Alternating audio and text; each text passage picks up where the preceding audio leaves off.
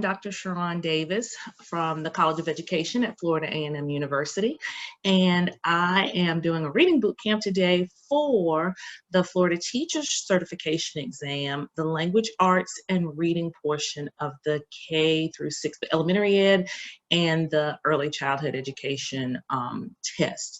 And so today we're going to go over a few more of the competencies on the test. Particularly today, we're going to focus on vocabulary instruction, comprehension instruction, and writing, the writing process. And so I'm going to very quickly give you a look at the competencies, especially around writing. If you watched yesterday's meeting, you'll see that I went over the competencies for number 1. We just didn't finish going over all the skills. So I'm just going to show you the writing competencies today. Let's see.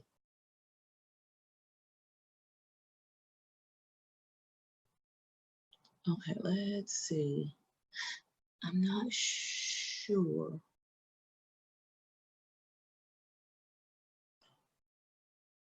Okay, I'm not sure where I should be. Here I am. Okay.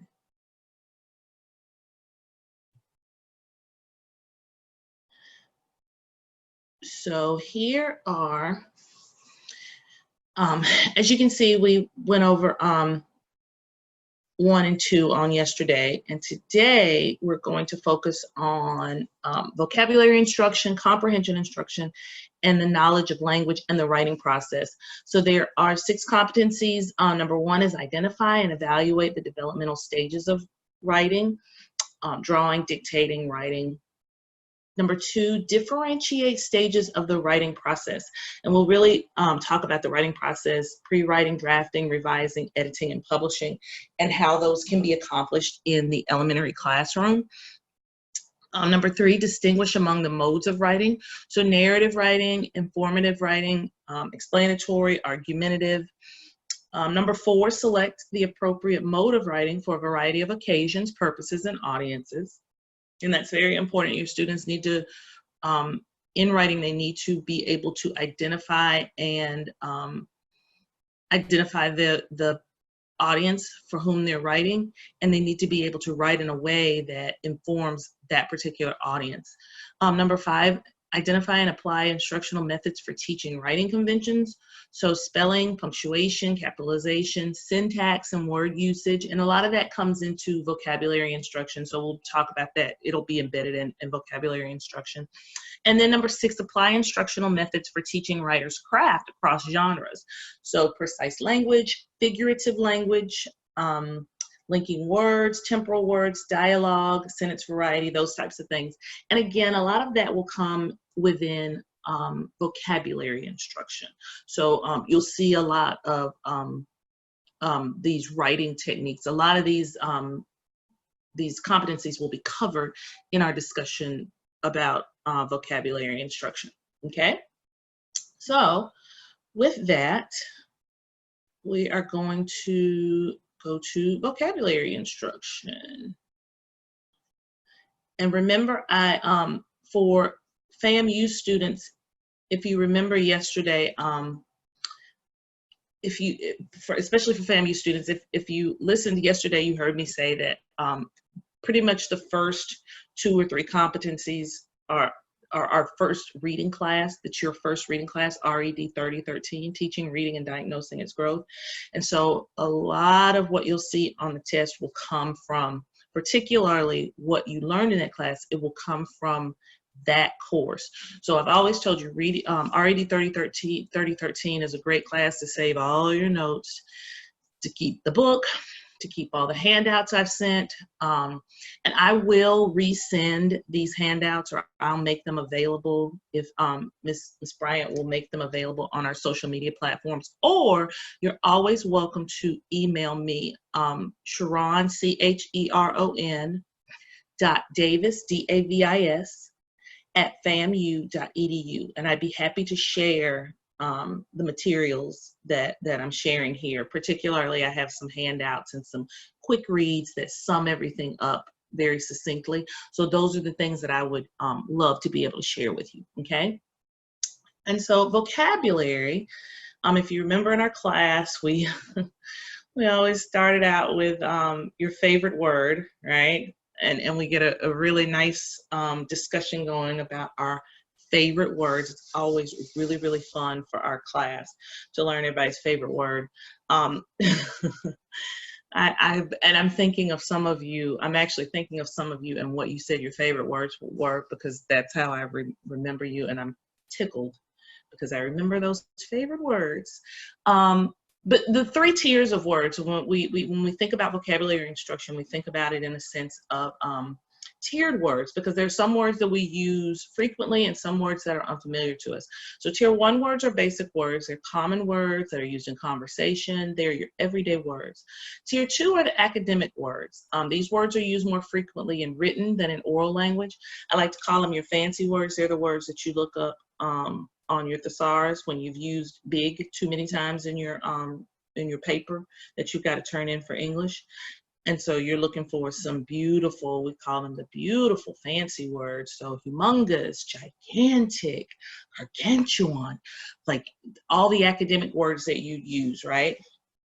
Tier 2. And then tier 3 are specialized words. And a lot of times they're content related words.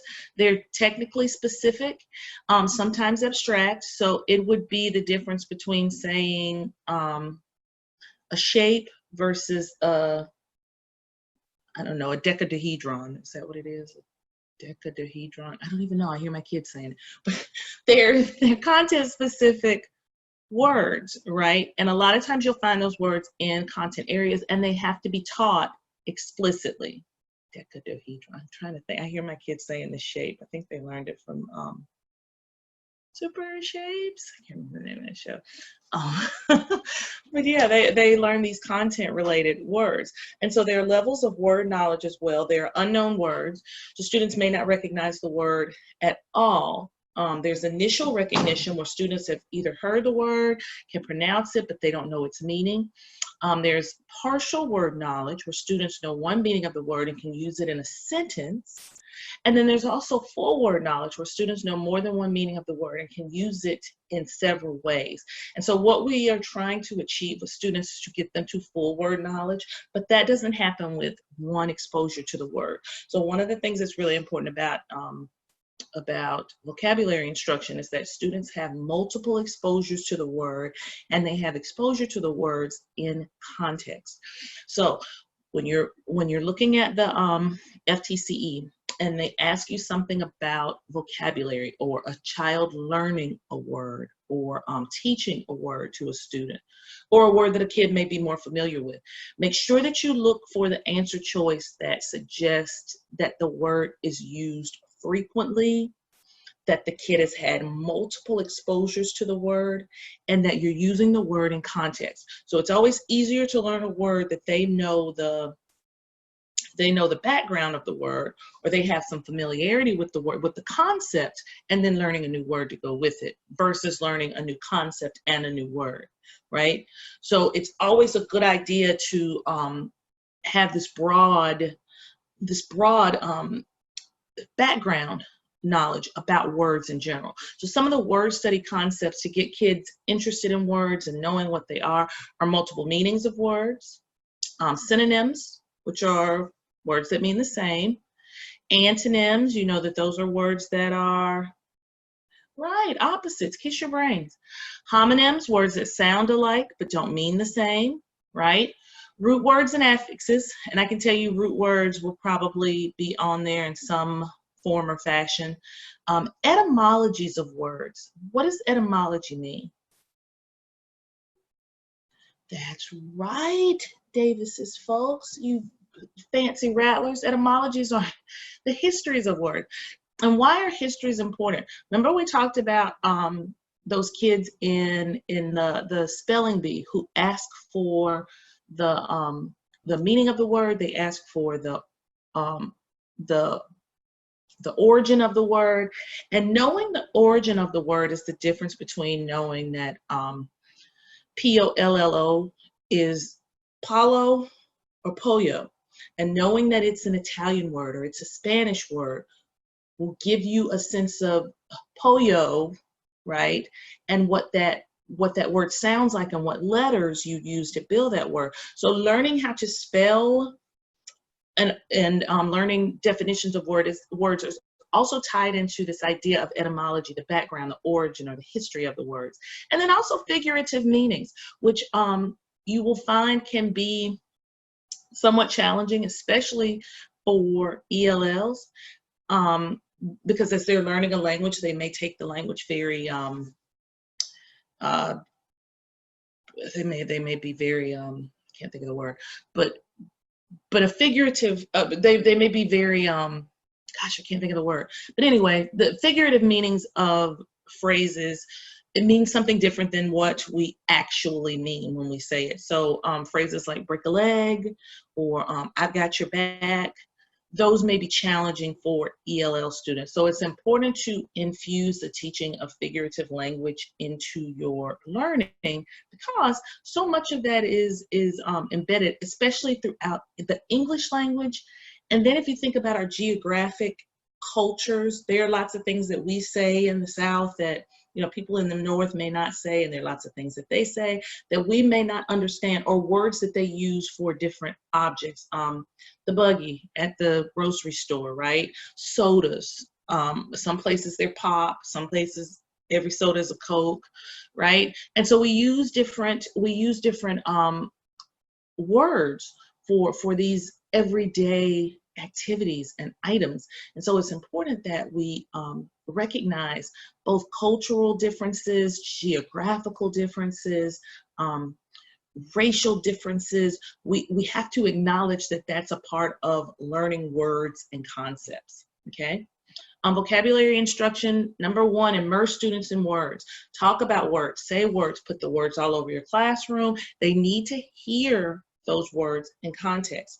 Some of my favorite teachers used words that made me think I was really fancy because I knew how to use them the way they did. And one of my favorite teachers, Miss Levin, in 5th grade, we had a split class, and she told the 6th graders when we went out for a fire drill that this was not a social hour and that they needed to stop socializing. And boy, I tell you, socializing and social hour just became, I was like, what is this? What is a social hour?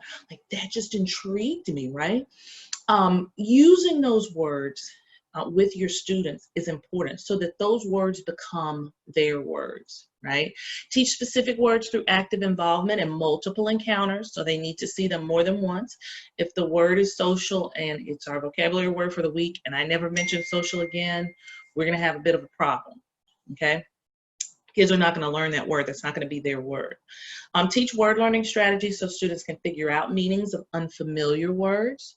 And we're going to talk about some of those. We're going to do some of those right now. And then develop students' word consciousness, their awareness of and interest in words. Make words interesting. It's starting out a class with what's your favorite word? Or starting off the morning with, did anyone hear a word on the news? Or your parents? You gotta be careful with that one, right? A word that your parents may have said, or a word that somebody said around you and you didn't know what it meant. Encouraging them to be interested in words is a really good way of tapping into their word consciousness. There was a kindergartner at the elementary school I taught at, and this student, a kindergartner, called the cars, there was not car rider, she didn't get in the car rider line, she didn't get in the car after school, she called all cars vehicles. And I thought it was the cutest darn thing ever, but I knew that that was what she heard at home, and her parents called cars vehicles. And so, I mean, it's just really strange to see a tiny little 5-year-old walking around saying, I'm waiting for my mom's vehicle to get here. So, but children pick those things up and they learn those things. And so you have to know that. And two, hearing her call it a vehicle, I'm sure had some impact on the students around her, because a few of them picked up on that. So when they see that word, when they hear that word, they have more familiarity with it. How teachers can expand on students' academic vocabulary, categorize unfamiliar words into 3 tiers. So have the basic words, the academic vocabulary, and the specialized terms. And have different words for each type of concept. So one concept may have many different words, and that's the piece of semantics. Write that down, semantics. Tiny shades of meaning. We've talked about that in, well, we probably didn't talk about it yesterday, but you've talked about that in class. Remember, semantics are tiny shades of meaning. Semantics are those buttons on the blender that we don't know what they mean, but we just keep blending until we get the right consistency. And so there's a meaning for mix and dice and puree, and there's a different meaning and it goes at a different speed, but you may not quite know what each one is for. I bet none of you have a recipe for your favorite smoothie that follows a particular, because we just kind of blend until we get it right, especially those of us who are not master cooks. But those are subtle shades of meaning. We also talked about the semantics of money. Money is really important in our culture. So there are lots of different words for money, and we talked about all these in class. I think the funniest one was, I want to call her out. I won't call your full name, Kimberly, saying it was Skrilla or something. It was Skrilla. That was hilarious, right? So it's moolah, Benjamins, bank, bankroll. What else? Lots of dinero, cash, big face hundreds, the green, cheese. So many different words for money. And so there are also semantics involved in that. And so we talked about whether you'd rather have cash or whether you'd rather have a bankroll.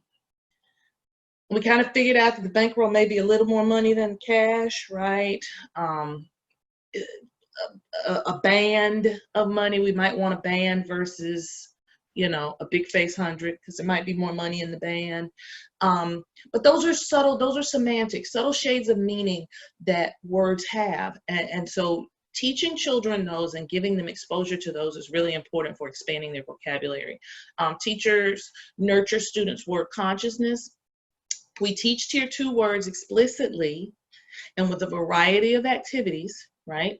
Because those words are the ones that are added on to, and you'll see later on in the presentation, I'll show you how we expand upon the word. So furniture, there are many different types of furniture, but furniture is a concept.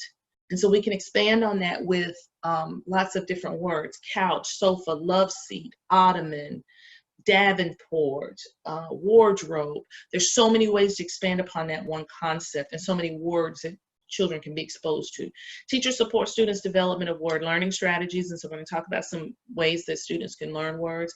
And then teachers also provide daily opportunities for students to read books independently and to listen to them read aloud. And so the exposure to words is going to come, a lot of it will come through reading and discussion and talking about words and seeing words in text that they may not necessarily know, right? But they may be able to either figure out from context, they may be able to figure out from root words, they may know a particular concept and may not know the Tier 2 word for it, but may be able to figure it out because of their word learning strategies. So there's so many ways that children acquire vocabulary, and teachers are very important in activating that knowledge. You integrate new words. Students will integrate new words into their networks of schemata. Remember, schemata is kind of like the students, kind of like this web, right? And I like to call it your file cabinet, everything you know. And so introducing you, if you know the word furniture, and I introduce to you the word Davenport. Well, if you know furniture in a general sense, Davenport, teaching you what a Davenport is gives you that much more knowledge about the word, and your schemata has changed, right? So anytime you see the word Davenport, anytime you read that word in a text, you're going to have a different thought about that versus if I never connected that to a concept that you already knew.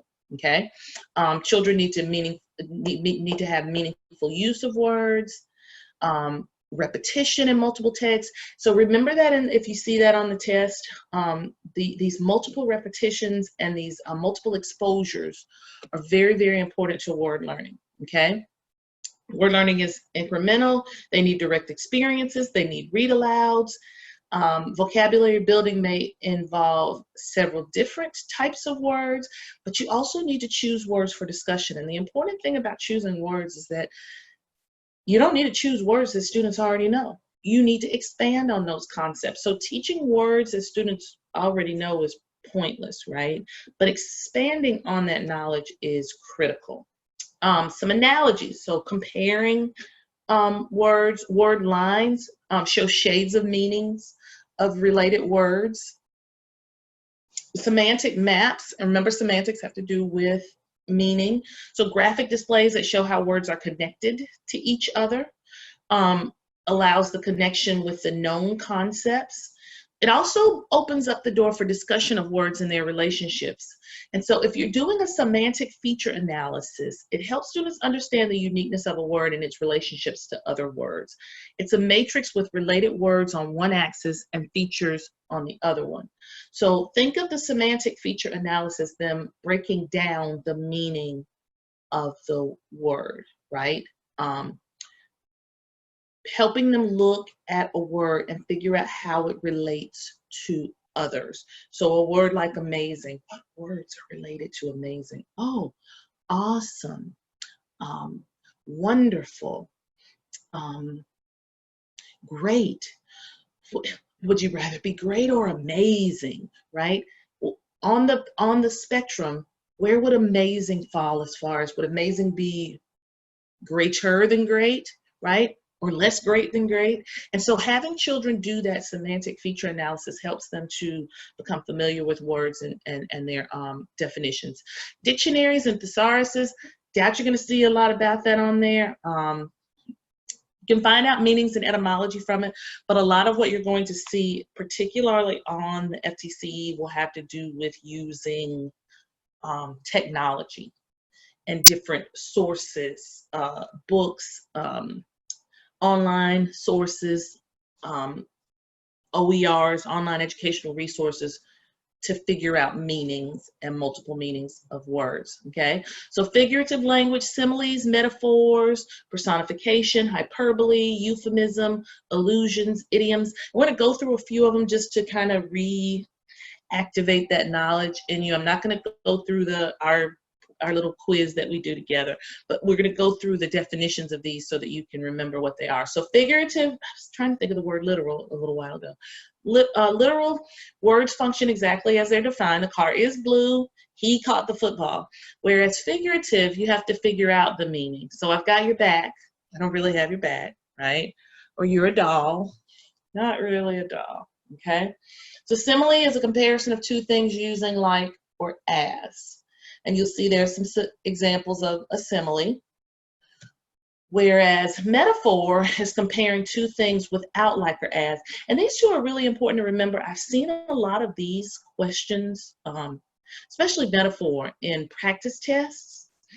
And I don't remember if it was on the actual test, but these two are really, these are the two that they like to, these are the go-tos, metaphors and similes. All the world is a stage, men are dogs. They're not, I'm sorry, cover that up. They're not, sorry, I married one, I like him. It's pretty cool. But my heart is stone, her heart is stone, right? So it's comparing two things without using like or as. Personification, giving human traits to objects or ideas. The sunlight danced, the water on the lake shivers, the streets are calling me. Yep, it's Dr. Davis, or Dr. Peaches, as y'all like to say. Hyperbole, exaggerating to show strong feeling or effect, right? Hyperbole is an exaggeration. So I will love you forever. My house is a million miles away. She would kill me, right? Over exaggerating, we know that they won't literally do those things. An understatement is an expression with less strength, and it's the opposite of hyperbole. So I'll be there in 1 second, right? I can hear many of you saying that, headed to the party. I'm right around the corner. No, you're not. Or this won't hurt a bit when it's time to get your shot. Okay. Onomatopoeia, fun one. A word that sounds like the action. So splat, ping, bam, pop, pow, right? Idiom is saying a saying that isn't meant to be taken literally. So it doesn't mean what it says. Don't be a stick in the mud. You're the apple of my eye. I have an ace up my sleeve, right? A pun is a play on words, the word play. I wonder why the baseball was getting bigger and then it hit me. You got it. I'm reading a book about anti-gravity. It's impossible to put it down. Let me give you a minute to get that one. Oh, there you go, anti-gravity, yes. I was going to look for my missing watch, but I didn't have the time. And there it goes. So, so remember that a pun is a word play. And you'll find these in joke books and that type of thing. But kids need to understand that this is not literal, that there is actually a play on words. Proverbs, figurative saying in which a bit of wisdom is given. So an apple a day keeps the doctor away. The early bird catches the worm. Don't look a gift horse in the mouth. Okay. An oxymoron would be when two words are put together that contradict each other. So they're kind of opposites, but they're together. So jumbo shrimp. Pretty ugly. Yeah, you see that. Freezer burn. Biggie Smalls. Dr. Peach, you already know. Y'all already know how I do. Metonymy replaces the name of a thing with the name of something else. Hollywood has been releasing a surprising amount of sci-fi movies lately. It isn't really Hollywood that's doing it. It's the Hollywood studios, where we call it Hollywood, right?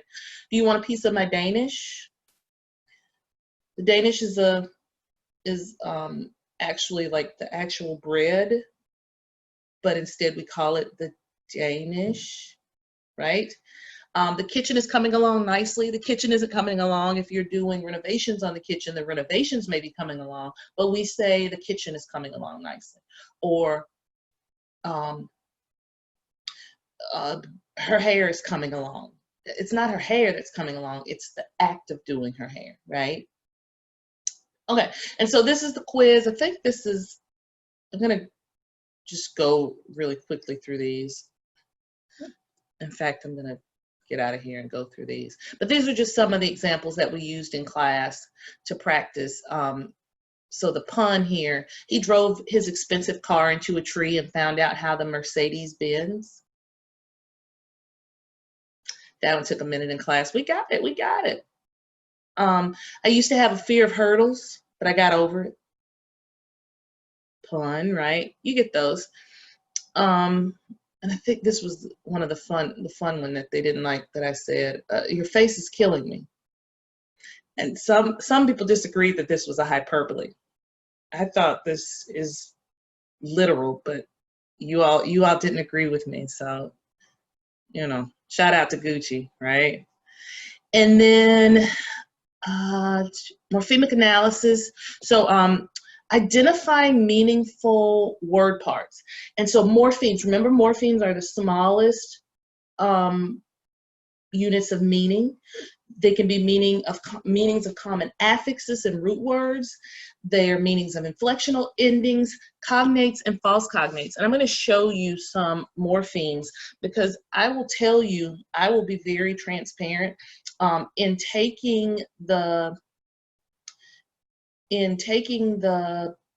FTCE myself, the subject area exam, one of the things that I found was that, so like many of you, math is not my favorite subject, right? I taught math, I'm okay, I can do it, but it's not my favorite. Clearly reading is my favorite. And so when I got to the math section, I was really concerned that I wouldn't do well in math. And what I figured out was that having this knowledge of root words and suffixes and affixes really helped me in that test, because a lot of that is knowing the vocabulary, knowing those suffixes, knowing what, you know, how many places to move the decimal based on the words. And so I'm going to show you some of those affixes and root words very shortly, and give you just a sample of, because that really helped. Honestly, I really think that's how I passed the math part, just having a really good foundation of word knowledge. And that's important. So I'm going to show you those as well. But if you look at this sheet, this is to keep you all on your toes. because you know I would do this in class, right? How many syllables are in salamander? Salamander, 4 syllables, right? How many morphemes in salamander? Just one. It's one word. Okay? One. What about crocodile? Syllables? Crocodile. 3 syllables. How many morphemes in crocodile? Just one. One word, one morpheme. It means, crocodile means the same thing in every language. What about unbelievable? How many syllables in unbelievable? Unbelievable. 4 syllables. How many morphemes?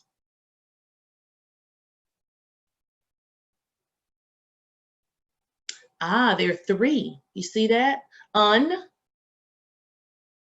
Right? The root word is believe. And able means something else. So un and able are 2 bound morphemes. That means they have to be bound to something in order to bring meaning. And then believe is an unbound morpheme. It's a root word because it can stand alone. Does that make sense? Let's look at phonemes. How many phonemes in ox? You better not say 1. It's 2 phonemes, right? Ox. Okay. What about boil?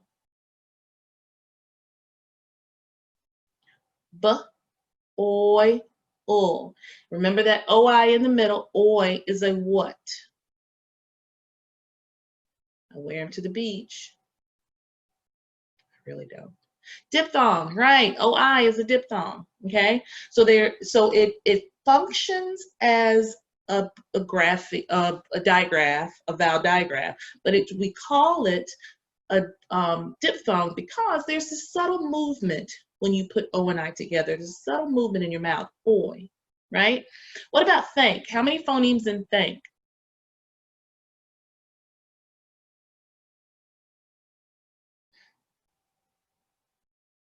Did you say 3? That's incorrect. It's 4. It's 4. A, n, k. 4 phonemes. What about straight?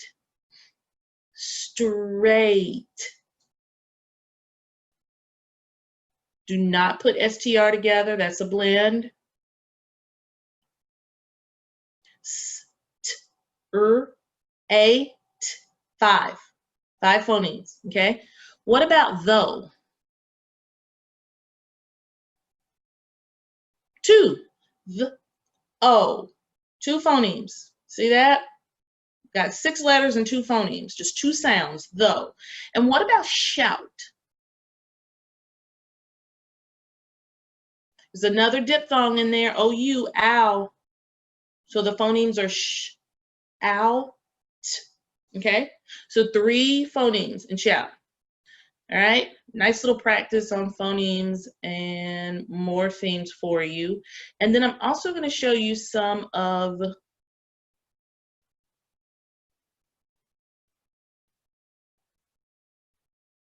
me see. I hope I haven't messed up and I'm not sharing with you all. Okay. Geez, I hope I didn't mess that up. All right. So here are some prefixes. Their etymology.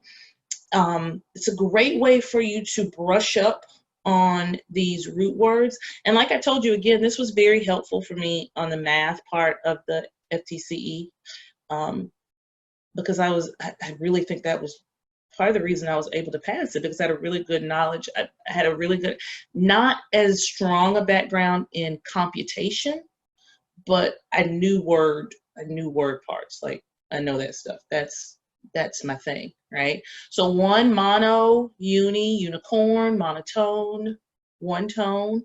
2 is die or by or do. We think about that in digraph, 2 letters that make 1 sound, PH, digraph. Tri for 3. 4 is tetra or quad, quadruplets, tetrahedron. 5 is penta, the pentagon or quintet. 1 of 5. 6, hexa. Hexagon, 6 sides, sextuplets. 8 is octo. 10 is deca or decimal. So when you're moving a decimal, that's a 10, right? 100, cent, C-E-N-T, century. So 100 cents equals $1, right? 1,000, kilo or mile, millennium. A kilometer, they'll use, especially in the math, we're talking about the math, but they'll use a lot of changing kilometers to meters or centimeters to meters. There's a lot of that type of thing. And so knowing these prefixes will help you to breeze right through those. The 1,000, hemispheres, semicolon, and then many, poly, or multi, right? Those are some great numerical prefixes that you might want. And if anybody wants a copy of these, I'm happy to send them to you. Here are some other ones, some common Greek root words. And I'm just going to give you a second to take a look at those. You can pause here and take a look at those because these are really, really, helpful. Geo, graph means to write. So even in thinking about graphemes, right? Those are the graphemes are the letters, right? Homograph.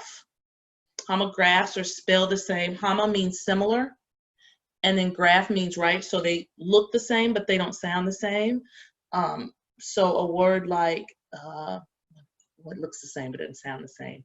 Read and read, R-E-A-D, R-E-A-D. What else? I'm trying to think of another one.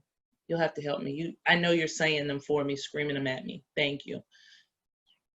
Right, and here's some common Latin root words.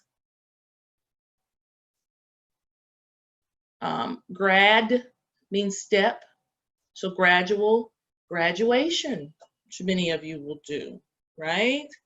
Ped means foot, so pedestrian. A lot of things that you probably see all the time, but you're not aware that so if you run into if you encounter unfamiliar words, especially on the reading part of the GK, this is a great way for you to be able to figure out, using morphemic analysis, to figure out what those words mean if you know root words, okay? Here's another one. Suffixes.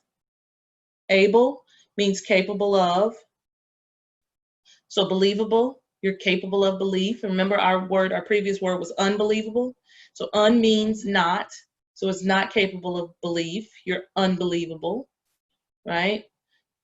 Great way to teach kids to break down these words if they just know suffixes and prefixes, okay? And this is on to comprehension. So I'm going to go back to vocabulary for a second. Okay, so morphemic analysis, practice those. Homonyms, homophones. Remember our great video with Brian McKnight on Between the Lions? Y'all want me to sing it? No? Okay. I want to sing the song. I know I love it. I read this book. It's cute. Go to YouTube and find it. Homonyms, homophones, and homographs. So NYM, if you look there, NYM means name, right? So knowing that that word part means name can give you a really good sense of what these words mean. So homonyms are words that are pronounced the same but maybe spelled different, or different, maybe spelled the same or differently, but they differ in meaning. I'm sorry. And so amber and amber, amber can be a girl's name, but it can also be a fossilized resin, right? Homophones, phone means sound. So they're words that are pronounced the same but are spelled differently. So here and here. What's another one? Bare, B-E-A-R, and bare, B-A-R-E, no clothes, bare, or nothing covering it.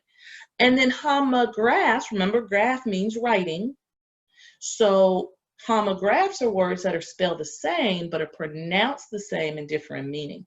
So lead and lead are spelled the same but they're pronounced differently. So homograph, lead and lead, read and read, those types of words, okay? And you'll see here's some examples of homonyms, homophones, and homographs. And we typically have a pretty tough time remembering these. Now, I don't know why, and we know the word parts, but we have to kind of go back and refresh our memory. So it's a good idea to know the word parts if you're not good with memorizing things like that. So some of the word learning strategies, we've already talked about those. Ineffective vocabulary instruction. So if you see anything on the test where students are working with vocabulary terms and definitions before they have any background knowledge of the concepts, know that that's not the right answer, okay? If the teacher or the textbook is selecting words for students that they may already know, out the door, okay? If you see a question talking about vocabulary and it says the teacher or the textbook is using selected words that kids already know, that one's out. Students copy definitions of words without direction or context clues to guide the understanding, out of here. Any of that stuff that we did in elementary school, which was go to the back of the book, write the word, write the definitions, no shade to all of our teachers because you did a wonderful job and the best you can, but we know that best practices and research has shown us that these are not best practices for internalizing vocabulary or for learning it for later use, right? You can learn it for then or for the test, but that's not what we want. We want children to learn words and we want them to learn them fully so that they become a part of their vocabulary. And then our students waste instructional time writing sentences that incorporate definitions that they don't understand, are meaningless, or use a word as the wrong part of speech. And again, I'm guilty of it because that was the curriculum. That was what we did. The kids wrote sentences with their vocabulary words. However, it's important for you to go over those words with students so that they have a clear, so better than writing the word, using the spelling words in a sentence the first night. I think it's always better once you've had a chance to practice those words during the week. So maybe Wednesday night or Thursday night, its homework is to write sentences, not Monday nights, because they haven't had an opportunity to really work with the words, okay? Indirect instruction, reading aloud helps with instruction on word learning. Students can comprehend and better understand text independently when they have context clues and they learn how to use the context clues to figure out the meanings of words, okay? I'm gonna go, so furniture, we talked about furniture, which ones of these words you already know, and you can take a look. All of these are furniture. There are some words on here that some of us did not know prior to seeing this graphic. However, even if you don't know what a chifforobe is right now, if you see chifforobe in a reading, let's say you're reading a book authored with a setting in the 1800s, right? And someone that's fighting in a war talks about the chifforobe in this beautiful home that they live in. You're gonna know, even if you cannot picture that chifforobe, you know the concept, or the student will know the concept. So I will never look at words like armoire and chifforobe and highboy the same, because at the very least, even if I don't know what they are, I haven't had many exposures to those pieces of furniture, I know that they are furniture, right? Bomb, we talked about learning base words. So bomb would be the base word. Accelerating the meaning by adding morphemes, by adding suffixes and prefixes to these. Rebomb, we know that re means to do it again. So you're bombing something again. Even if you've never said, I'm gonna rebomb my homework, you know what rebomb means because you know what re means. And so giving children those tools helps them to figure out more words on their own. And that's what you want, because you're not going to always be there with them. And then there's a concept circle like MAD, and we use the beautiful words like tiffed and agitated. I think I used vexed this week or last week. I used vexed because I was trying to think of something that was stronger than mad, but I wasn't. I don't hate. So I'm really angry, but I'm not. You know, I don't want to rebomb anything, right? So vexed was my Next was my go-to word for this week. So lots of different meanings for mad, and we do this so that we can stretch children's vocabulary and make it really, really fat. Okay. So word learning is continuous, it's cumulative, and we want students to learn words and how to use them throughout their experience. Now, we're going to look at comprehension. Well, first I want to look at Adam's model. Resume my sharing. Okay. Okay, I'm going to share again. We're going to look at Adam's model of skilled reading because I think it's important to kind of go back and think about how we see skilled readers and the things that skilled readers do. Okay. And so skilled readers have processors, there's an input of information, and there's also an output of information. And the way Adams described skilled reading now, this is children who are able to read proficiently, is that they have a phonological route, which is the natural route. And so think about the root word phono, which means phone or sound. So the input would be sounds, right? Also spellings and subvocalizations, but mostly sounds. And what would the output be? Speech. The output of a natural route would be speaking, spoken words, syllables, phonemes. So this is spoken language. Spoken language is very important to reading. We talk to babies, we have conversations. Remember, we talked in oral language development, how important language development is in the reading process. So there's no way to separate that, to dismiss one as separate from the other, because they all are very, very intertwined, okay? The second processor would be orthographic, and that would be the learned route, right? So anything that you can see, okay? The input would be sights, letters, those type of things. The output would be print. So the print would be the letters, the features, the chunks, the spellings, all of those different things. So orthographic is the learned route. So they're hearing the sounds, but they're also seeing the symbols that go along with those sounds. Meaning, right, or semantics or the morphemes, the input would be the speech or the spellings. So how they say the word, how I use the word, or how I spell the word may give you a clue to its meaning, right? Then the output would be words, also morphemes, so meanings, everything that means something. And remember, words aren't the only things that have meanings. Morphemes are the smallest units of meaning. So an S at the end of bird makes bird mean something else. So S has meaning, not by itself, but it does have meaning. It's a morpheme, okay? And then the context processor, which is the higher order processor, are all the words and all their meanings. So bringing them into context, this is what you have students do when they're reading. And basically the output is messages or comprehension, them being able to understand the message, okay? And so speaking of comprehension, we're gonna jump right into comprehension.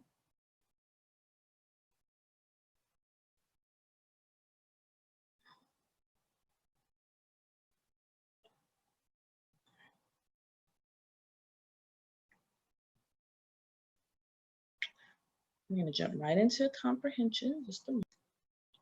Okay, and now I'm gonna share the comprehension. And here's a good one, here's a good segue. And so I try to include questions that are very much like those questions you'll find on the FTCE at the beginning of classes. So these are a few that I already, they were already here. So these would be good for you to try out on your own right now. So go ahead and pause. Yes, and answer these questions on your own. And then when you unpause, I'll have the answers for you, okay? Pause now. Right now, pause it. All right, the arrangement and relationship of words in a sentence or sentence structure best describes A, style, B, discourse, C, thesis, or D, syntax. And I'm pretty certain all of you said D, syntax, because syntax is basically what?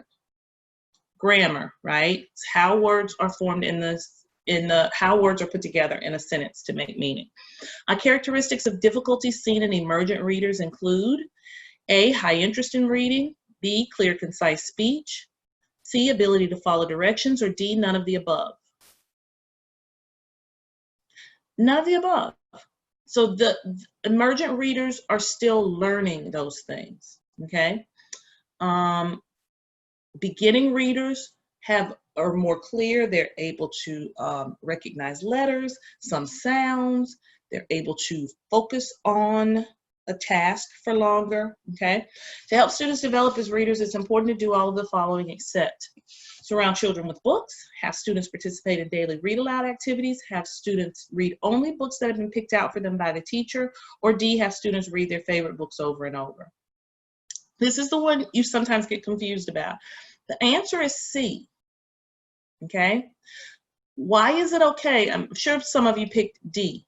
Why is it okay for children to read their favorite books over and over? What is that a good strategy for practice of?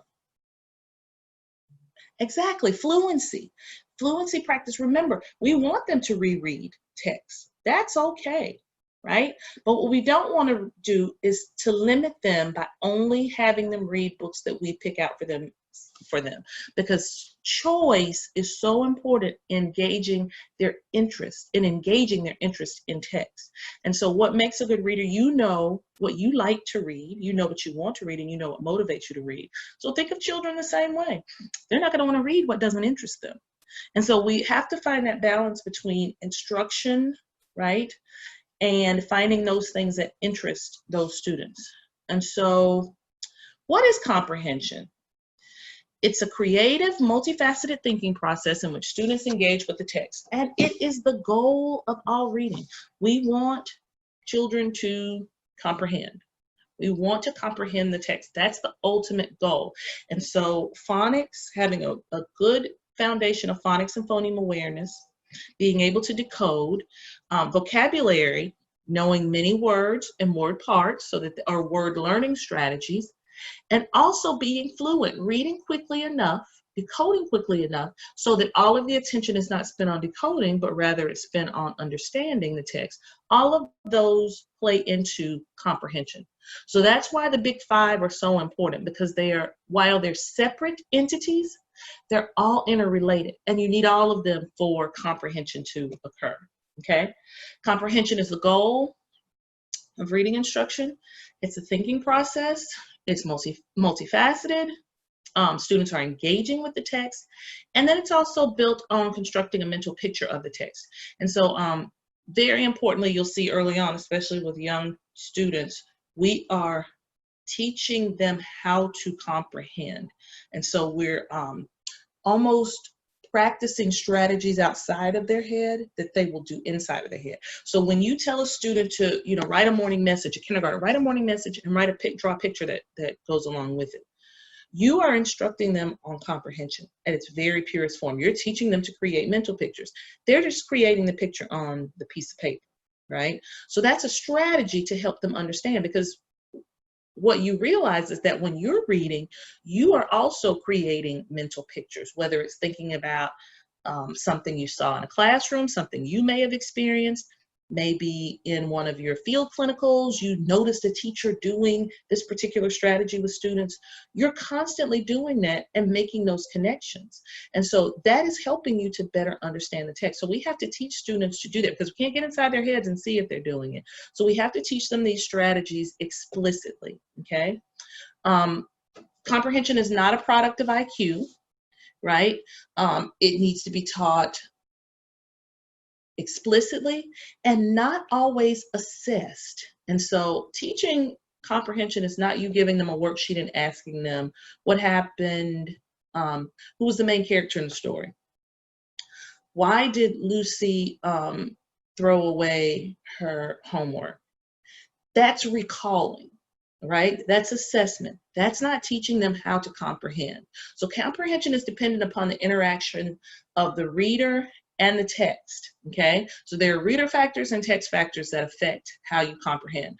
The text factors we're going to talk about tomorrow: genres, text features, text structures. We're going to talk about that tomorrow when we discuss literature and reading and those types of things. But the reader factors are background knowledge, vocabulary, fluency, comprehension strategies, comprehension skills, and motivation. So if they don't want to do it, it's not gonna be good.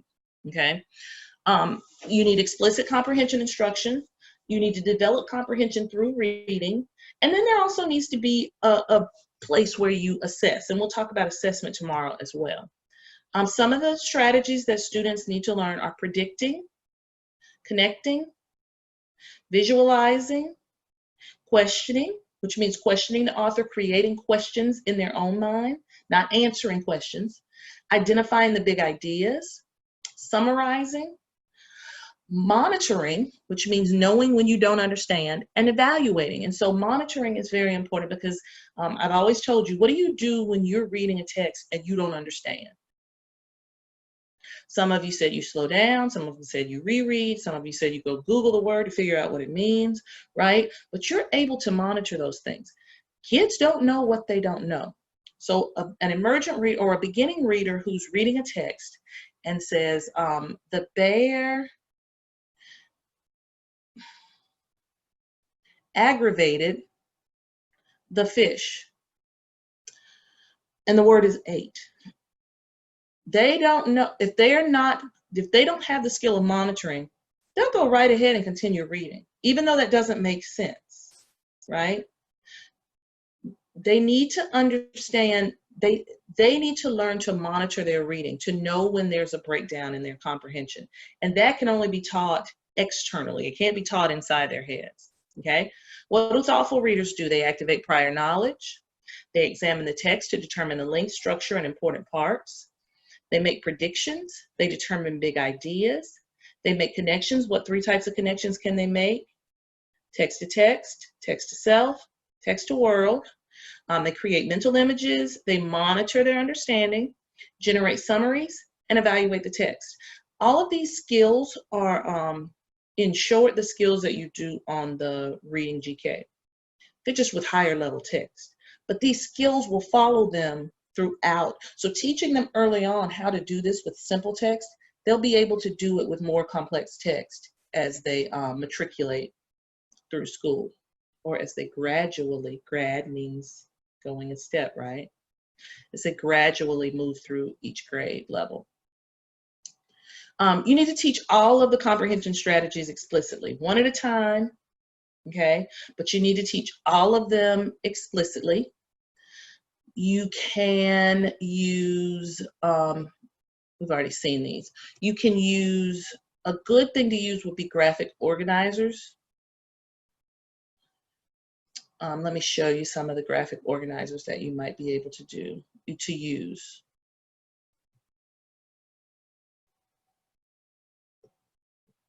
Graphic organizers, I'm sorry for this. All right.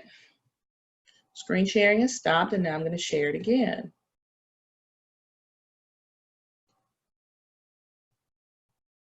All right, now I'm going to share it with you.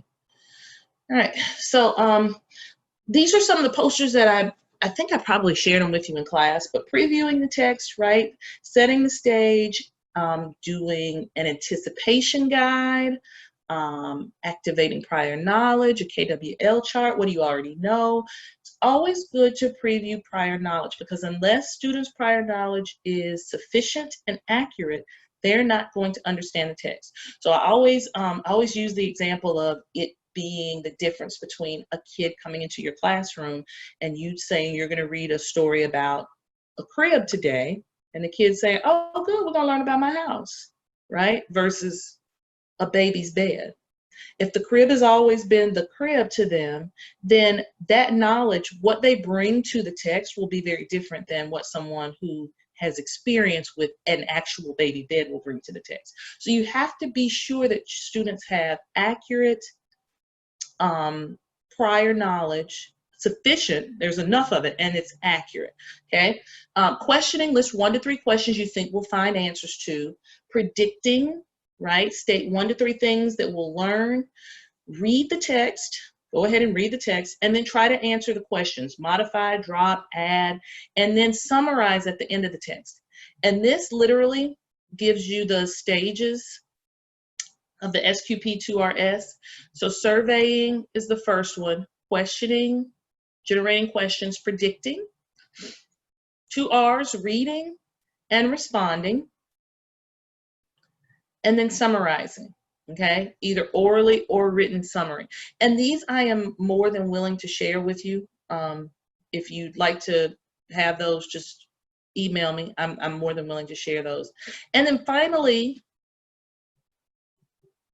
okay, it says it's, okay, resume share.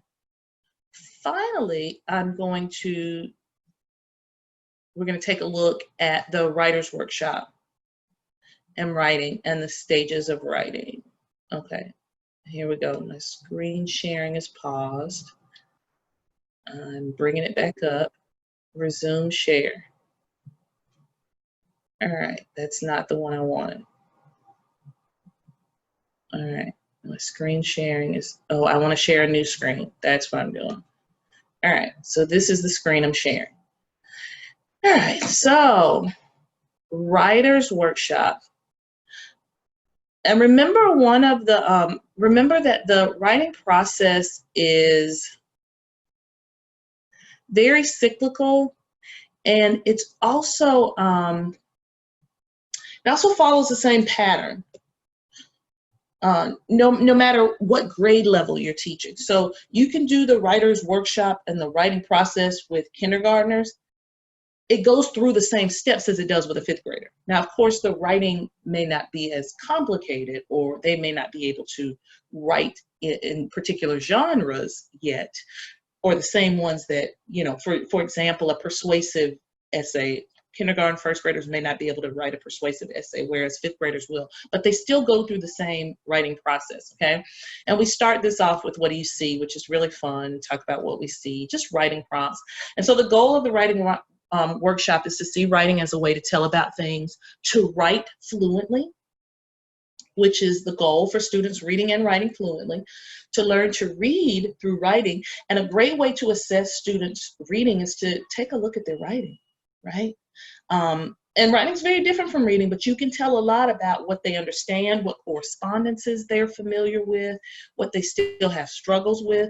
And those of you who have taken 4519, you know that from having your students write a message every day, that those messages and their writing can be used as an assessment tool every day to see exactly where they stand. And while they may be able to write or read more things than they can write, it's important for them to understand those conventions of writing. And so taking a look at their writing is a good way to know what they know. And we'll talk about that during assessment tomorrow, okay? Grammar and mechanics. Applying grammar, the older students get, the more they're going to attend to their grammar in their own writing versus seeing it somewhere else. So as youngsters, as teachers of elementary students, you're probably going to have sentences that are written incorrectly. And you're going to ask everybody, what do you see that's wrong in this sentence? Can you spot the error in this sentence? Versus older students, 3rd, 4th, 5th grade, they're going to be looking at their own writing to apply those grammar and mechanics that they've learned, okay? Learning particular forms of writing, they need to know which types of what audience they're writing to so they can inform the types of writing that they do. And the process is going to be the same no matter what type of writing they do. And so the writing process is pre-writing, drafting, revising, editing, and publishing, okay? And those are the 5 that you really need to remember, okay? And I'll tell you that the revising and editing stages are the hardest to remember and to distinguish between. So those are 2 that you really need to get a good grip on prior to the test. So pre-writing is thinking. It's thinking about the writing, taking notes, talking to other people about your writing, right? Brainstorming. This can be done with This can be done with the graphic organizer, any type of pre-writing tool that you use for students to think about what they're going to be writing. Outlining or pre-research, right? So generating ideas. Drafting is exactly what it implies, just writing. It's paragraphs and sentences. It's you as the teacher having them to explain and support their ideas. It's writer-centered. Students need time to write. If there are any questions about writing centers or how you would conduct those, be sure that you remember that the drafting stage is the stage at which we allow students to simply put their ideas on paper. Many of you have watched or written with young children, particularly around the age of 6, 7, 8. It takes them forever to get their thoughts out of their head and onto the paper. They know exactly what they want to say, but it takes forever. And in between asking you, can you help me spell this word? What does such and such sound like? How do you spell this? You have to give them time to generate those ideas. And so I'd always tell my students, during the drafting stage or during the writing stage of your writing, you don't need to worry about spelling. You don't need to worry about punctuation. You need to worry about getting those thoughts in your head, getting your story out of your head and onto the paper, okay? Because there'll be time to go back and look at all those things. And you're gonna have some perfectionists in your classroom. Believe me, I'm thinking of all of my little perfectionists right now who they were not satisfied. They sit there and just look at me until I give them the ending of the word. You know, it's just, well, I'm not gonna continue unless you tell me. Okay, okay, Jamie, it's ing at the end. So some of them you're not gonna be able to get away with that, but because they want to be correct the first time. But drafting is the time when the writer is focused on getting their ideas on the paper. Now the revision stage is reader-centered, okay? So this is the stage where they may switch papers with a partner. They may come and meet with you as the teacher. We are refining their writing. Let me go back to that, because revising is a lot less centered on the writer and more on the person reading it. Do I understand? Does it flow? Does it have a topic sentence and 3 supporting ideas, right? And so revisions come in large chunks, maybe moving this paragraph to the top, maybe including another sentence here. We can take this sentence out because it doesn't make sense or it doesn't add to our story, right? The editing piece is more a grammar. So this is where you're looking for the mechanics. So editing can be done by either a peer or by the student. You're looking at the mechanics, you're looking at spelling. Print versus on screen is a little different. So when you edit on screen, typically we press what? Yeah, you press that review button in Word, right? Spelling and grammar button. And it goes through and marks everything up. And sometimes it'll leave the squiggly lines for you. Well, printing is very different because the squiggly line's not there. So the reader or the editor has to actually read through the document to figure out if it makes sense and if there are any details that needed to be edited. And this is the last step before publishing. And publishing isn't just turning it in. Publishing is rewriting it in its final form, right? It's ready to be read by many. It's ready to be read by public. The writer's workshop includes a mini lesson that might help children learn what good writers do, from starting a new piece to finishing the piece, revising it, illustrating it. Children need to know that there are steps to the writing process. So if they think that sitting down, writing once, and removing themselves from their seat is what writing is all about, then they're never going to get to the point where they're fluent in writing. Okay, the author's chair is a great thing to have in your classroom. You may see that on it's a place where children can share their writing and respond to each other's writing at various stages. It's a great way for them to share and get feedback, right?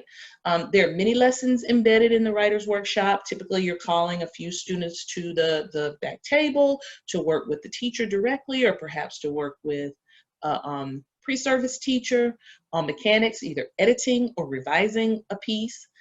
Independent writing requires more time. They need 20 to 30 minutes, conferencing, and then sharing out, 5 to 10 minutes of sharing out.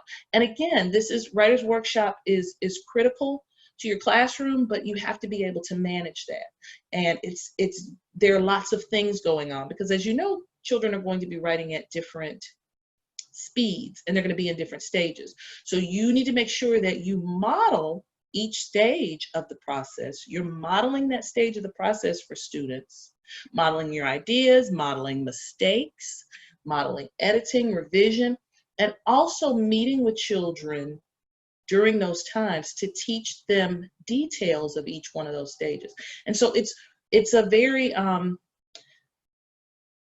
the writer's workshop and the writing piece in your classroom may work a little differently, because everybody's going to be in a different place. So it takes, much like everything else we do as teachers, it's going to take management and probably a little coffee, you know, just to keep you focused, right?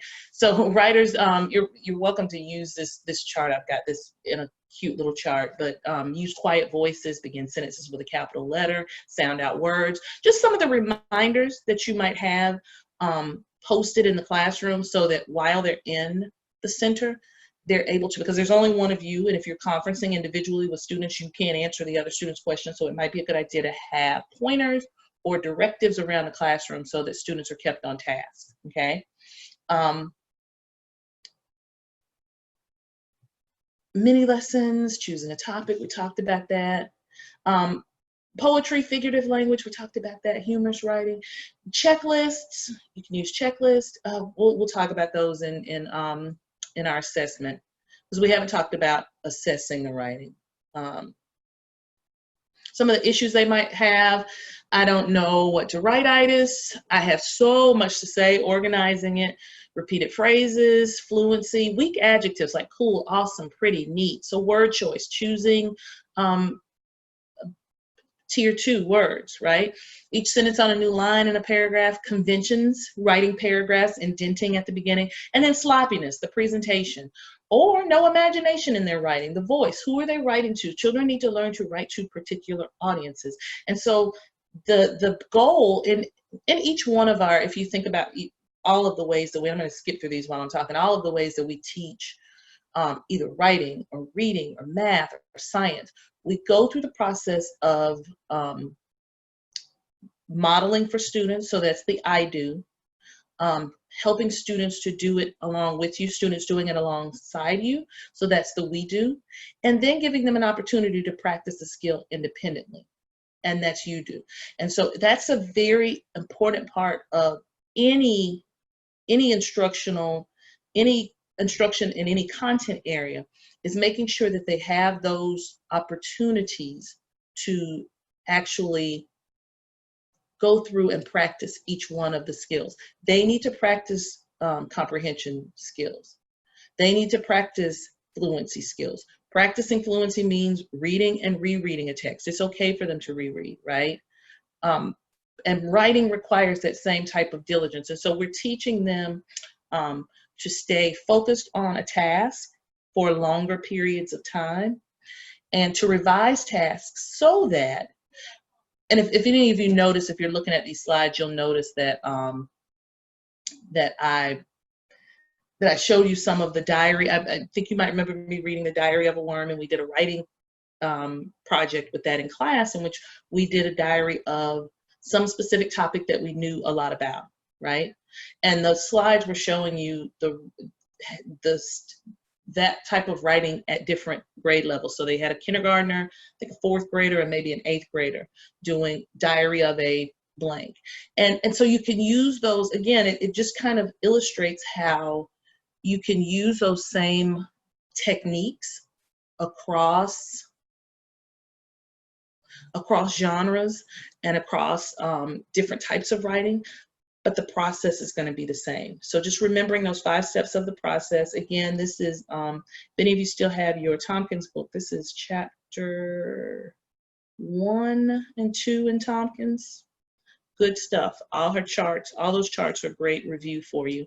And I think that's it. If you have any questions, feel free to contact me. CHERON.DAVIS, Cheron.Davis at FAMU.edu.